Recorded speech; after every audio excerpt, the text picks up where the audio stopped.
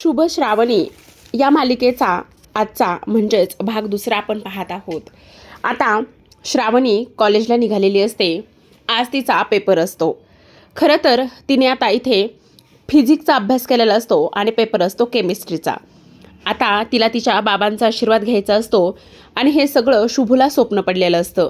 जेव्हा श्रावणी इकडे विश्वंभराकडे आशीर्वाद घेण्यासाठी येते आणि आशीर्वाद घ्यायला येते तेव्हा शुभूला स्वप्न पडतं की विश्वंभराने मात्र इथे तिच्या कानाखाली मारली आहे आणि तेव्हा तो विचार करतो हे फक्त स्वप्नच होतं, बरं झालं, नाहीतर इकडे खरंच कानाखाली मारली असती तर काय करायचं होतं असा विचार तो करू लागतो।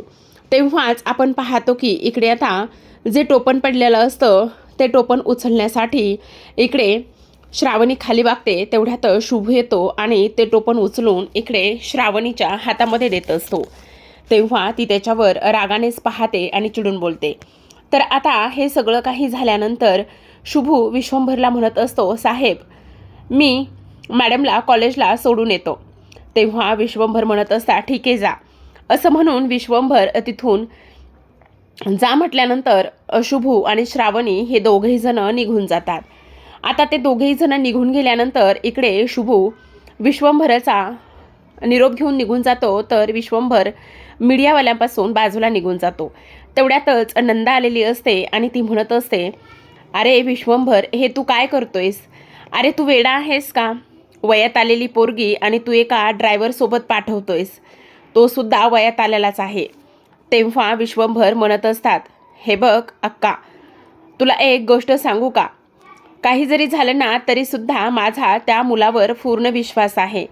आज एवढे दिवस झालं तो आपल्याकडे काम करतोय, नोकरी करतोय, त्यामुळे मला काहीही वेगळं वाटत नाही, असं इकडे तो बोलत असतो आणि त्या मुलावर माझा पूर्ण विश्वास आहे असं सुद्धा तो इथे बोलतो। तेव्हा लगेच इकडे ती म्हणत असते, अरे तुला कळत नाही, विश्वासघात करणारी जी माणसं असतात ना किंवा विश्वास ठेवणारी जी माणसं असतात ना तीच तुझा कधी विश्वासघात करतील हे सुद्धा तुला समजणार नाही। दुसऱ्या बाजूला आपण पाहतो की इकडे श्रावणी फारच चिंतेत असते आणि चिडचिड करत असते। तेव्हा तो इथे म्हणत असतो, काय झालं मॅडम तुम्हाला, तुम्ही एवढी चिडचिड आणि ते सगळं का करताय? तेव्हा ती म्हणत असते, तुझ्यासारखा मुलगा माझ्या आयुष्यात आलाय आणि त्याचबरोबर तुझ्यामुळे सगळं काही झालंय, तुझ्यामुळे इथे आग लागली। कुठे आग लागली? माझं स्वप्नभंग झालंय। कसलं स्वप्नभंग झालंय? आज तुझ्यामुळे मी माझ्या बाबांचा आशीर्वाद घ्यायला एवढा प्लॅन केला होता आणि तू मध्ये आलायस। किती मोठा प्लॅन केलता? अरे मला माझ्या बाबांचा आज आशीर्वाद हवा होता, मग तू मध्ये आलास आणि ह्या सगळ्या गोष्टी केल्यास। मी तुला तर कधीच माफ करणार नाही, असं इकडे आता ती बोलते। तुझ्याशी ना बोलण्यात काही एक पॉईंट नाहीये। माझं मी ना इकडे अभ्यास करत बसते। आज ना माझा फिजिक्सचा पेपर आहे आणि मला फिजिक्सचा पेपरचा अभ्यास करावाच लागेल। तेव्हा इकडे आता शुभूला आठवत असतं की त्याची बहीण सानिका म्हटलेली होती की आज ना केमिस्ट्रीचा पेपर आहे आणि केमिस्ट्रीचा अभ्यास केला ना कितीही केला तरी तो कमीच पडतो। मग मॅडम असं का बरं म्हणतायत की आज इथे फिजिक्सचा पेपर आहे? तेव्हा तो तिला श्रावणीला सांगण्याचा बोलण्याचा प्रयत्न करू लागतो, पण श्रावणी कोणाचं ऐकून घेईल ती श्रावणी कसली? ती म्हणत असते, तुझं काय चाललंय? तू एक अक्षरसुद्धा बोलणार नाही, समजलं? मला अभ्यास करायचा आहे, तो माझा, मीच अभ्यास करणार आहे। तू उगाचच मध्ये मध्ये अजिबात बोलू नको, समजलं तुला? तू एकदम शांत बसणार आहेस। तेव्हा शुभ म्हणत असतो, अहो मॅडम पण मी काय म्हणतोय ती एकदा गोष्ट तुम्ही ऐकून तरी घ्या। तर श्रावणी फारच भडकते आणि म्हणत असते, नाही, तुला एकदा नाही म्हणून सांगितलंय ना मी, तू माझ्यामध्ये कसलंही आणि काहीही बोलणार नाहीयेस। मला तुझ्याशी काहीच बोलायचं नाही, कारण माझा खूप महत्त्वाचा पेपर आहे। माझा तर तसा सगळा अभ्यास झालेला आहे, पण आता तू काहीच बोलणार नाहीयेस। तुझ्यामुळे सगळ्या ह्या गोष्टी अशा पद्धतीने होत आहेत, त्यामुळे तू माझ्याशी काहीच बोलू नकोस, असं इकडे ती त्याला बोलत असते। मूर्ख, बावळट, तुझ्यामुळे ह्या सगळ्या गोष्टी झाल्यात, असं सुद्धा ती त्याला बोलते आणि शांत करते। आता इकडे त्याच्याकडे कुठलाच पर्याय शिल्लक राहत नाही आणि तो शांत बसतो। इकडे दुसऱ्या बाजूला आपण पाहतो सानिका सुद्धा कॉलेजला निघालेली असते। आई आणि बाबांचा आशीर्वाद घेते। आईच्या हातामध्ये लोणच्याची भरणी असते, तेव्हा सानिका ते लोणचं खाऊ पाहते। तेव्हा तिची आई म्हणत असते, नाही नाही सानिका, आज तू त्या लोणच्याला अजिबात हात लावणार नाहीयेस। तेव्हा सानिका म्हणत असते, का पण, कशामुळे? अगं खाऊ दे जरा। हे बघ, आज हे लोणचं फक्त आणि फक्त माझ्या शंभूसाठी बनवलं आहे. अगं पण का? कारण तुला एक गोष्ट सांगू का, सगळ्यात महत्त्वाची म्हणजे आतापर्यंत माझं पोर इथे संपत आलेलंच लोणचं खात आलेलं आहे. पण आज मात्र त्याला हे ताजं ताजं लोणचं खाऊ दे. आणि जोपर्यंत तो हे ताजं ताजं लोणचं खात नाही तोपर्यंत माझ्या जीवाला चैन पडणार नाही. आजपर्यंत शुभूने आपल्या घरासाठी आणि आपल्यासाठी खूप काही केलं आहे. त्याचमुळे मला आज हे सगळं असं करताना पाहायचं आहे, असं सुद्धा ती बोलत असते. तेव्हा सानिका म्हणत असते, धन्य ग बाई तू, तुला जे काही करायचं आहे ते तू कर. माझी मी जाते कॉलेजला निघून, कारण आज माझा पेपर आहे. असं म्हणून ती तर तिथून निघून जाते. आता ती तिथून निघून गेल्यानंतर आपण पाहतो की इकडे दुसऱ्या बाजूला सगळेजण आता कॉलेजला येऊन पोहोचलेले असतात. आता इथे लगेचच जो काही शुभ आहे तो सुद्धा श्रावणीला घेऊन कॉलेजमध्ये येऊन पोहोचतो. कॉलेजमध्ये येऊन पोहोचल्यानंतर इकडे शुभू तिच्या मागे धावत असतो आणि तिला थांबवण्यासाठी पूर्ण प्रयत्न करत असतो. पण इथे मात्र ती त्याचं अजिबात ऐकत नाही आणि धावतच पुढे निघून जाते. शुभू म्हणत असतो, मॅडम प्लीज माझं ऐकून तरी घ्या ना, मी काय म्हणतोय ते. तेव्हा ती म्हणत असते, नाही मला अजिबात तुझं काही एक ऐकायचं नाही आहे. आणि का ऐकू मी तुझं हे सगळं काही. तेव्हा लगेच आता इकडे शुभू म्हणत असतो, अहो मॅडम मी काय म्हणतोय ते एकदा तुम्ही ऐकून तरी घ्या प्लीज प्लीज. हे बघा आजचा पेपरचा तुम्ही नीट अभ्यास केला आहे का? शुभू प्लीज आता मला डिस्टर्ब करू नकोस आणि मला कन्फ्युजमध्ये तर अजिबात टाकू नकोस, कारण मी माझ्या त्या पेपरचा व्यवस्थित अभ्यास केलेला आहे. हो मॅडम ते सगळं काही खरं आहे, पण तुम्हाला माहिती ना पेपर कशाचा आहे. असं काय करतोय शुभू, आज फिजिक्सचा पेपर आहे. तेव्हा तो पुन्हा तिला म्हणत असतो, मॅडम प्लीज थांबा ना, एकदा माझं ऐकून तरी घ्या. पण इथे मात्र ती त्याचं काहीच ऐकत नसते आणि त्याला बाय म्हणून निघणार तेवढ्यात शुभू म्हणत असतो, बेस्ट ऑफ लक. तेव्हा ती त्याचं बेस्ट लक घेते आणि तिथून निघून जाते. आता ती तिथून निघून गेल्यानंतर इकडे शुभू जो आहे तो इकडे मारुतीरायाला हात जोडतो आणि म्हणत असतो, काही जरी झालं ना तरीसुद्धा इथे मॅडमचा पेपर चांगला जाऊ दे, किंवा तुम्ही सगळे देवदेवता एकत्र या आणि मॅडमला प्रसन्न व्हा. आता सगळेजण तिथे चेक करत असतात की आपला नंबर कुठल्या हॉलमध्ये आलेला आहे, कुठल्या क्लासमध्ये आलेला आहे.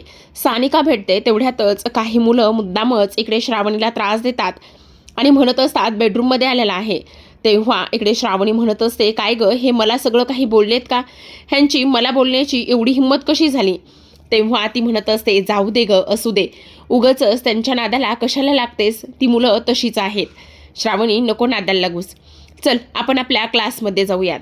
असं म्हणूनच आता इकडे दोघीजणी क्लासमध्ये येतात आणि क्लासमध्ये आल्यानंतर आता सरसुद्धा तिथे आलेले असतात. सर लगेचच सर्वांना आता इकडे पेपर देत असतात. सगळ्यांना क्वेश्चन बँक दिल्यानंतर इकडे श्रावणी क्वेश्चन बँक पाहते आणि म्हणत असते, आता तर मी सगळा पेपर लिहिणार आहे. अख्ख्या कोल्हापुराच्या पुरवण्या ज्या आहेत त्या माझ्याच पेपरमध्ये लागतील, कारण मी अभ्यासच तसा केलेला आहे. आता पाहते तर काय, इथे पेपर असतो फिजिक्सचा आणि अभ्यास केलेला असतो केमिस्ट्रीचा. आणि तेव्हा ती म्हणत असते, अहो सर काय केले हे तुम्ही? बहुतेक तुम्ही ना आज सरांची झोपच नाही झाली. सर तुम्ही फिजिक्सचा पेपर दिलाय आणि पेपर तर आहे केमिस्ट्रीचा. तेव्हा लगेच आता इकडे सर म्हणत असतात, बघू मला दाखव एकदा. तेव्हा ते सरसुद्धा तिच्या हातातून तो क्वेश्चन बँक घेतात आणि पाहतात. तेव्हा ते म्हणत असतात, पेपर जो आहे ना तो अगदी बरोबर आणि योग्यच आहे. मला असं वाटतंय की तुझी झोप झाली नाही आहे. म्हणजे सर मला नाही समजलं. हो, कारण आज पेपर जो आहे ना तो फिजिक्सचाच आहे आणि तू कशाचा अभ्यास करून आलेली आहेस, असं इकडे आता सरसुद्धा विचारू लागतात. आणि तेव्हा ती म्हणत असते, म्हणजे मला एक गोष्ट कळत नाही, आज केमिस्ट्रीचा पेपर होता आणि मी फिजिक्सचा अभ्यास करून आलेली आहे. आता लगेचच ती रडायला लागलेली असते, डोळ्यातून अश्रू येत असतात.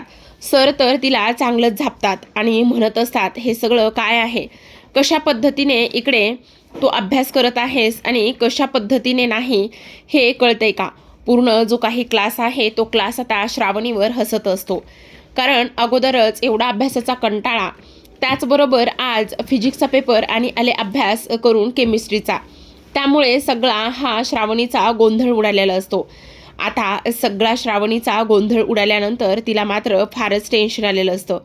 ती आता इथे विचार करू लागते, काय करावं काय नाही ह्याच तर गोष्टी मला इथे आता समजत नाहीत. काय करू मी? असा इकडे ती विचार करते. दुसऱ्या बाजूला आपण पाहतो की इकडे जो काही शुभ आहे तो घरी निघालेला असतो. तेवढ्यातच महानंदा आत्याचा फोन इथे आलेला असतो, तो म्हणजे शुभूला. आता त्यांनी असं सांगितलेलं असतं, हे बघ, काही जरी झालं तरी श्रावणीचा पेपर संपल्याबरोबर तिला तू सरळ सरळ घरी घेऊन ये. तेव्हा इकडे ती म्हणत असते, काय झालेलं आहे? तेव्हा लगेच इकडे तो आत्याबाई म्हणत असतात, आज इथे श्रावणीला पाहुणे येणार आहेत पाहण्यासाठी, त्यामुळे वेळ वाया घालू नकोस आणि घेऊन ये इकडे. तेव्हा शुभ म्हणत असतो, बापरे, आता काय करायचं? म्हणजे पाहुणे येणार आहेत पाहण्यासाठी आणि त्याचबरोबर इकडे आता मी कशा पद्धतीने हे सगळं सांगू, तेच मला काही कळत नाही.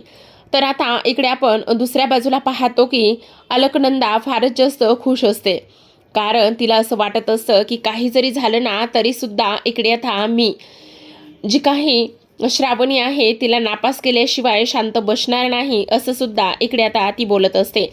त्याचबरोबर पेपर संपलेला असतो, सगळे मुलं मुली बाहेर आलेले असतात आणि मुद्दामच इकडे श्रावणीला चिडवत असतात. आता श्रावणीला खूपच टेन्शन आलेलं असतं, ती आता रडत असते. सगळे मुलं मुली तिच्यासमोर जाऊन नाचत असतात आणि सांगत असतात, पेपर कशाचा होता आणि कशाचा अभ्यास केलाय आणि काय केलंय.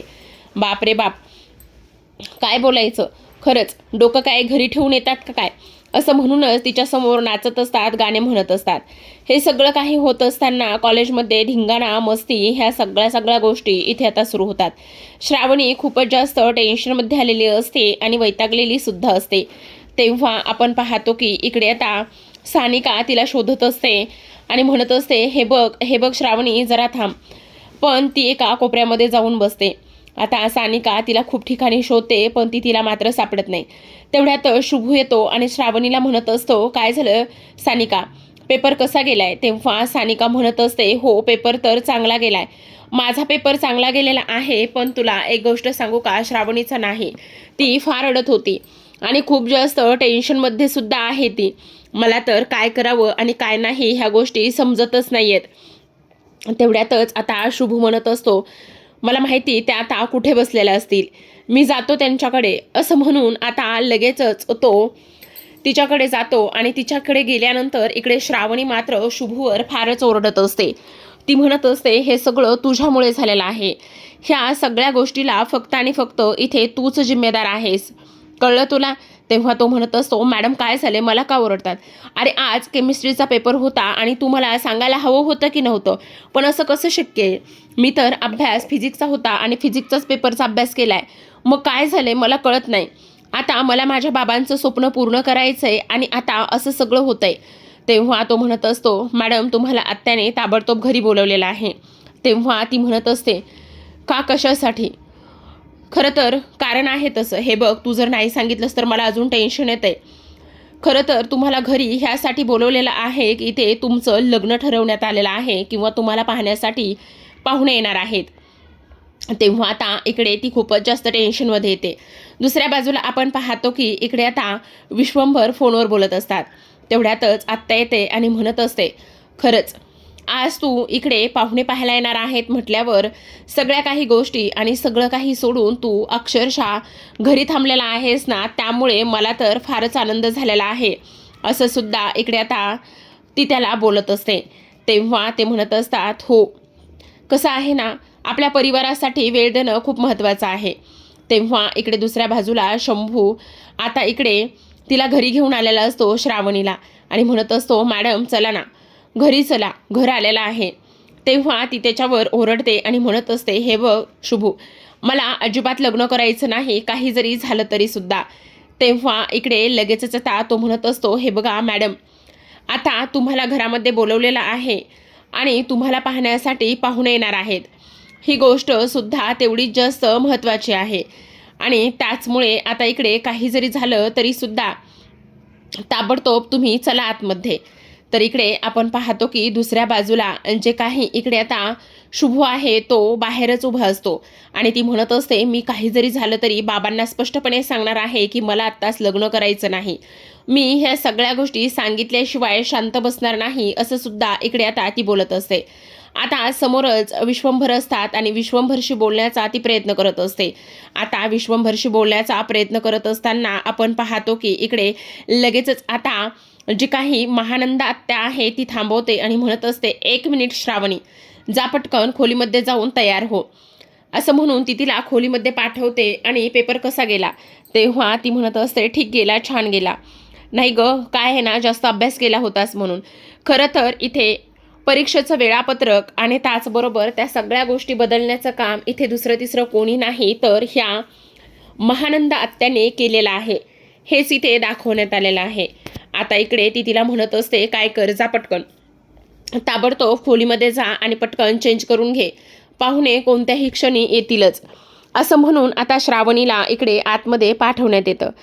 तेव्हा पिहू आलेली असते आणि इथे आत्या म्हणत असतात, काय ग पिहू, काय करतेस, जा आणि हिला आतमध्ये घेऊन जा आणि हिला छान तयार व्हायला सांग. तेव्हा लगेचच आता ती आतमध्ये जाते. आता पिहू म्हणत असते, अगं पण तू अशी नाराज का आहेस.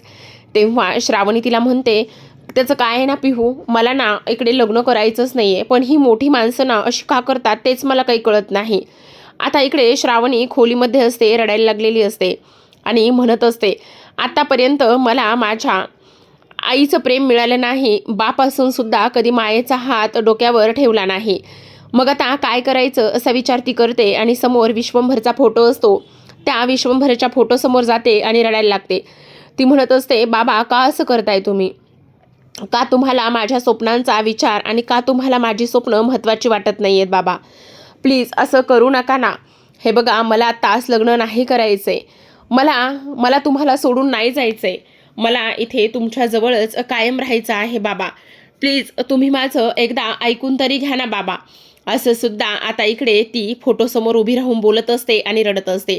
तेवढ्यातच आपण पाहतो की शुभू आलेला असतो आणि तो म्हणत असतो, मॅडम. आता रडणारे डोळे तसेच थांबतात आणि लगेचच ती मागे वळून पाहते तर शुभू असतो. तेव्हा लगेच इकडे आता ती म्हणत असते, आला शुभू, बघ ना, मला लग्न नाही रे करायचंय, मला माझ्या बाबांसोबत कायमचं राहायचंय. तुला एक गोष्ट सांगू का, आत्तापर्यंत आईची ही फोटो आणि आईची ही फ्रेम निकामीच राहिली कायम. पण तुला एक गोष्ट सांगू का, इथे मला सुद्धा असं वाटतं की माझ्या वडिलांनी माझ्यावर प्रेम करावं, त्याचबरोबर इथे मला मायेने जवळ घ्यावं. ह्या सगळ्या गोष्टी मला इथे वाटतात आणि त्याचमुळे मला हे घर सोडून अजिबात जायचं नाही आहे. मी फक्त आणि फक्त एकच स्वप्न पाहते, ते म्हणजेच की बाबांनी सुद्धा मला श्रावणी म्हणावं, बाळा म्हणून डोक्यावर हात ठेवा. ह्या सगळ्या गोष्टी मला इथे अशा वाटतात आणि त्याचमुळे मी हे सगळं काही करत आहे, असं सुद्धा आता इकडे ती बोलू लागते. त्याचबरोबर आपण पाहतो की इकडे आता शुभूला फारच वाईट वाटत असतं आणि इकडे श्रावणीची मायासुद्धा येत असते. तो विचार करत असतो की ह्या बापाच्या प्रेमासाठी किती असुसलेले आहेत, पण आता आपण तरी ह्या सगळ्या गोष्टीमध्ये काय करू शकतो, काहीही करू शकत नसतो. हाच विचार आता इकडे त्याच्या मनामध्ये येतो आणि श्रावणी मात्र ढसाढसाच रडायला लागलेली असते. ती विचार करते की काय करू, कशा पद्धतीने ह्या सगळ्या गोष्टी करू तेच मला कळत नाही, असं सुद्धा आता इथे ती बोलत असते. शुभू, करणारे काहीतरी, काही जरी झालं ना तरी सुद्धा इथे मला लग्न नाही करायचंय, काही जरी झालं ना तरी सुद्धा इथे नाही लग्न करायचंय, असं सुद्धा ती इथे बोलत असते. आणि तेव्हा लगेच आता इकडे श्रावणी रडायला लागते. ती म्हणत असते, मला असं वाटतं की काही जरी झालं ना तरी सुद्धा इथे माझ्या बाबांनी माझ्या डोक्यावर हात ठेवावा आणि त्यांनी मला इथे, श्रावणी बाळा तू लग्नासाठी तयार हो, असं एकदा जरी म्हटलं ना तरी सुद्धा इथे मी हसत हसत लग्न करण्यासाठी तयार होईल. पण त्यांनी मला जवळ घ्यावं, त्यांनी माझ्याशी बोलावं, हीच माझी एक साधी अपेक्षा आहे रे. एक बाप म्हणून त्यांनी मला ह्या सगळ्या गोष्टी द्याव्या असं मला वाटतं. हे सगळं काही आता इकडे ती बोलत असते आणि तेव्हा हे सगळं काही बोलत असताना आता इथे शुभूला सुद्धा फारच भरून आलेलं असतं. आता तो इकडे विचार करत असतो, काय करू मी, कशा पद्धतीने मॅडमला थांबू आणि काय करू हेच कळत नाही, असा सुद्धा इकडे आता तो विचार करतो. तेव्हा प्रेक्षकांनो, आता इकडे आपण पाहतो की हे सगळं काय आहे आणि त्याहूनही सगळ्यात महत्त्वाची गोष्ट म्हणजे नाही, हे सगळं असं होता कामा नये, असा त्याच्या मनामध्ये सुद्धा इथे आता विचार येतो. हे सगळं काही पाहत असताना प्रेक्षकांनो, आता इकडे आपण पाहतो की सगळ्यात महत्त्वाचं म्हणजे तिथे आत्या आलेल्या असतात. आता तिथे आत्या आल्यानंतर इकडे त्या म्हणत असतात, काय चाललंय, दिवसभर इथे एकाच गाडीमध्ये असता, दिवसभर सोबतच असता, तरीसुद्धा इकडे तुम्हाला गप्पा मारायला वेळ पुरत नाही का? तुमचं मन भरत नाही का भेटून आणि ह्या सगळ्या गोष्टी करून? तेव्हा लगेच आता शुभूला ती म्हणत असते, जा, तुला इकडे खाली बोलवलेलं आहे, काम आहे काहीतरी साहेबांचं. तेव्हा शुभू मात्र निघून जातो. आता शुभू तिथून निघून गेल्यानंतर इकडे आत्या म्हणत असते, हे घे साडी, पाहुणे येतील, पटकन ताबडतोब तयार हो. आणि पटकन ताबडतोब तयार होऊन खाली ये. आता श्रावणी रडत असते. तर पाहत रहा व श्रावणी. भेटूयात उद्याच्या भागामध्ये. आणि खरं सांगा प्रेक्षकांनो, तुम्हाला ही मालिका आवडते का? कमेंटमध्ये नक्की सांगा.